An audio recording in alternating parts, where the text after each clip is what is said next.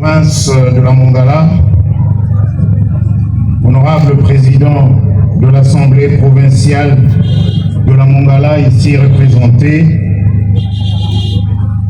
honorables députés nationaux de la Mongala, honorables députés provinciaux de la Mongala, mesdames et messieurs les membres du gouvernement provincial de la Mongala, monsieur l'administrateur du territoire de Goumba, monsieur le secrétaire général représentant monsieur le ministre d'État, ministre de l'Agriculture et Sécurité alimentaire, monsieur le directeur de cabinet représentant monsieur le ministre d'État, ministre du Développement rural, monsieur le représentant de monsieur le ministre des Infrastructures et Travaux publics, mesdames et messieurs les représentants de la notabilité et du pouvoir coutumier de la province de la Mongala, madame le directeur général de PHC, monsieur le directeur général de la société rizicole de Goumba, mesdames et messieurs distingués invités,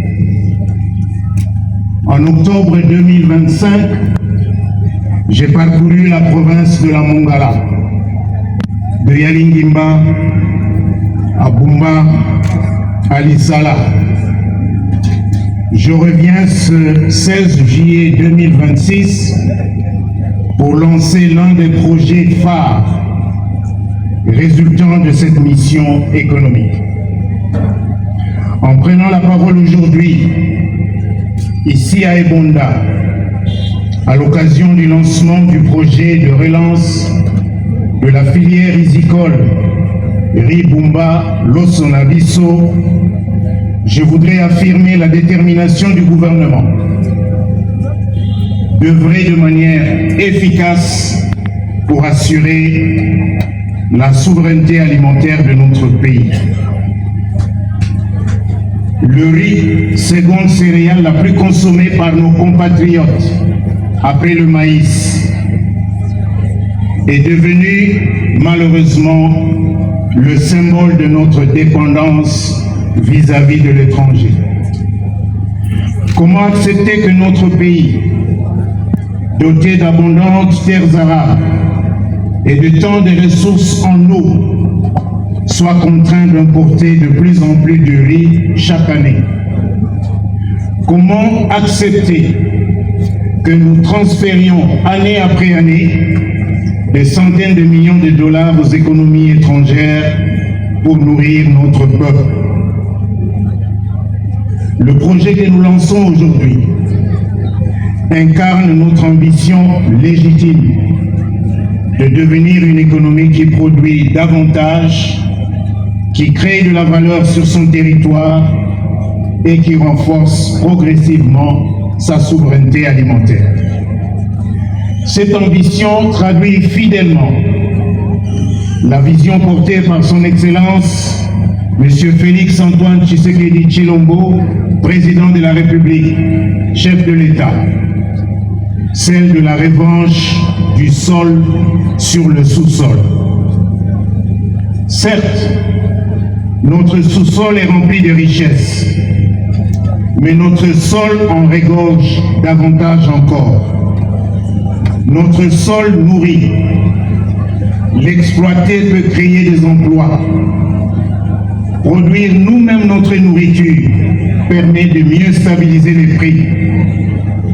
Il est donc temps que les immenses potentialités agricoles de notre pays occupent enfin la place qu'elles méritent dans notre développement économique.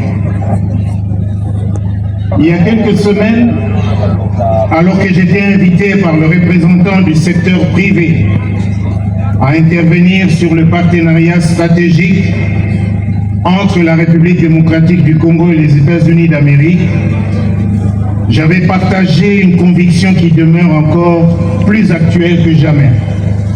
J'avais affirmé que parallèlement aux grands partenariats internationaux, nous devions bâtir un véritable pacte productif entre Congolais. ce que j'avais appelé notre propre deal entre Congolais. Je reste convaincu que le développement de notre pays ne pourra pas être l'œuvre de l'État seul, et pas davantage seul du secteur privé seul. Il sera le résultat d'une alliance de confiance entre le pouvoir public, les investisseurs, les producteurs et les communautés. Le partenariat que nous lançons aujourd'hui entre le gouvernement de la République, représenté par le Fonds des régulations économiques, FOREC, structure attachée au ministère de l'économie nationale, et les plantations et huileries du Congo, PHC en SI, constitue l'une des illustrations les plus concrètes de cette vision. Après le lancement il y a quelques semaines du partenariat entre le FOREC et CDI Bouamanda dans la province de Sud-Ubangi, c'est aujourd'hui la société rizicole de Bumba qui rejoint cette dynamique.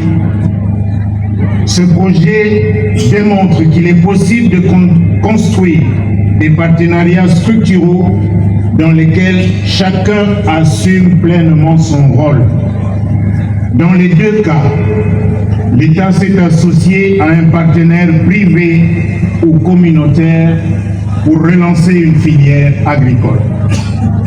L'originalité de ce modèle tient à une répartition claire des responsabilités. Le partenaire privé ou communautaire investit, produit, transforme, crée de l'emploi et développe les marchés. L'État, quant à lui, ne se substitue pas à l'entreprise. À travers le FOREC, l'État sécurise les investissements, réduit les risques économiques et facilite l'accès au financement. En parallèle, le pouvoir public assume leur mission régalienne, celle d'améliorer les routes de dessert agricole, de veiller à la qualité des produits et de créer un environnement favorable à l'investissement. Chacun agit dans son domaine de compétences. Ensemble, ils donnent à ce partenariat sa solidité et sa portée nationale. Je voudrais à cet égard saluer l'engagement de son Excellence Judith Suminwa Tuluka, Première ministre, chef du gouvernement, dont le soutien constant aux initiatives de relance productive contribue à fédérer l'action gouvernementale autour d'une ambition commune, celle de produire davantage, de transformer localement et de créer plus de valeur en République démocratique du Congo. C'est son leadership qui a permis de fédérer le ministère de l'économie nationale, le ministère de l'agriculture et sécurité alimentaire, le ministère du développement rural et le ministère des infrastructures et travaux publics sur ce projet. Je tiens également à remercier les ministères sectoriels ici représentés que je viens de citer, dont les services techniques joueront un rôle déterminant dans la réussite de ce projet. Cette mobilisation interministérielle illustre parfaitement le caractère transversal de la politique de relance productive voulue par le gouvernement. Au-delà de l'investissement industriel, aujourd'hui ici, c'est toute une économie locale qui est appelée à se développer autour de ce projet. Grâce à un financement de 18 millions de dollars et à l'expertise de PHC comme agrégateur, nous allons passer d'une agriculture de subsistance à une agro-industrie de performance. L'innovation réside dans ce modèle d'agrégation. Nous n'allons plus laisser le petit producteur seul face à ces défis.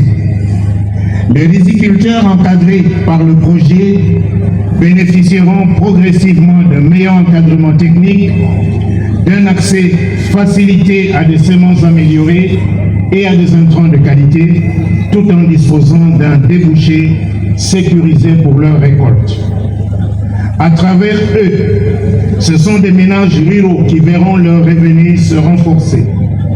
de jeunes qui trouveront des emplois, des marchés locaux qui seront mieux approvisionnés et des consommateurs qui pourront accéder à un riz de qualité à un prix plus stable. Cette intégration entre production industrielle et agriculture familiale constitue l'un des aspects de la réussite de notre projet. Je profite de cette occasion pour annoncer que cette radio pourra encore émettre dans les tout prochains jours. De lancer la production plutôt que de financer l'importation. Chaque tonne de riz qui sera produite ici sera une victoire contre l'inflation, une victoire contre la pauvreté et une victoire pour la dignité de notre nation. Le véritable défi commence aujourd'hui.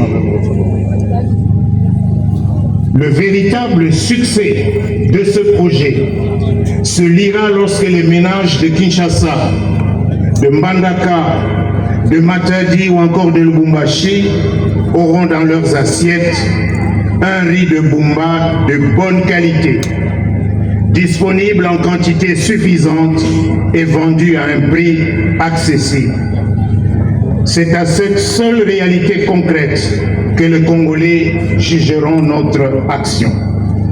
J'invite donc chacun d'entre nous à faire preuve du plus grand professionnalisme dans l'exécution de ce projet. Que vive la province de la Mongala, que vive la République démocratique du Congo. Je vous remercie.